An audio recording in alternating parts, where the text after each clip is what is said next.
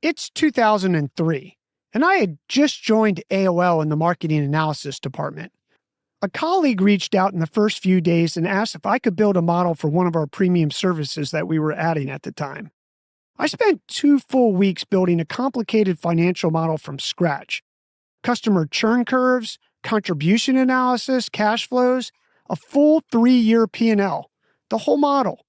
Later, I found out that the guy I replaced, Robert, had already built the exact model. Nobody told me. There was no reference, no handoff document, nothing. 2 weeks of productive time, gone. Maybe you've experienced something like this when you got a new job or been promoted to a new position. Today, we're breaking down continuity books, what they are, why the U.S. military swears by them, what the research says about why continuity books work, and 3 protocols to use them so the next person stepping into a role hits the ground running and stays productive from day one. In the U.S. military, service members rotate roles every 2 to 3 years. That's a lot of turnover. So they developed something called a continuity book. It's a structured document the outgoing person creates for the incoming one. Active projects, key contacts, desired outcomes, recurring processes, and the why behind decisions that aren't obvious from the outside. Think of it as a user manual for the role itself. The civilian world has never adopted this as a standard practice, and it shows. People leave jobs, get promoted, or shift teams, and the next person starts from zero. Relationships, context, institutional knowledge, all of it walks out the door. Before we get into the 3 protocols, though, let's look at what the research says about why this matters. A 2007 meta-analysis published in the Journal of Applied Psychology titled Newcomer Adjustment During Organization Socialization, a meta-analytic review of antecedents, outcomes, and methods, looked at over 70 studies on how new employees adjust to roles.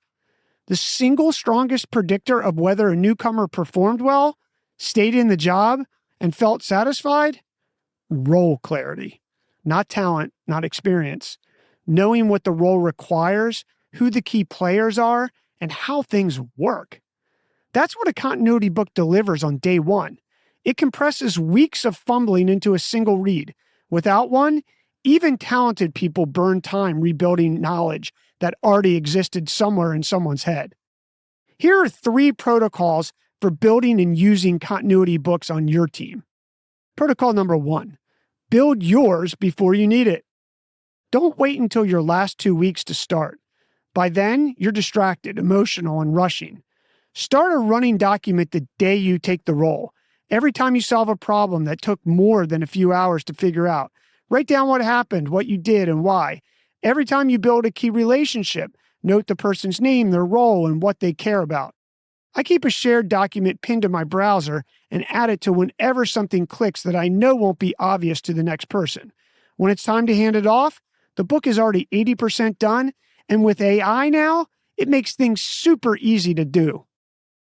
Protocol number 2, answer the questions nobody thinks to ask.